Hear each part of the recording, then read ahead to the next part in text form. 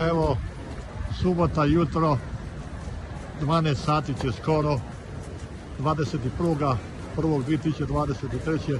centar Minhena, Marin plac, grad moje mladosti. Danas ima snijega. Evo, pozdrav svima vama, dragi moji prijatelji, od vašega Maće. Evo, kao što se vidi, pozdrav, predivno je. Schönen guten Tag, liebe Freunde. 21. Januar 2023 München, Marienplatz. Sonntag. Guck mal, Winter, Schnee und super. Good afternoon, my friend from Munich, Bavaria. 21. January 2023.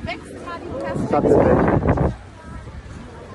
12 o'clock p.m. All the best. Bye bye. Auf Wiedersehen. Viele Grüße.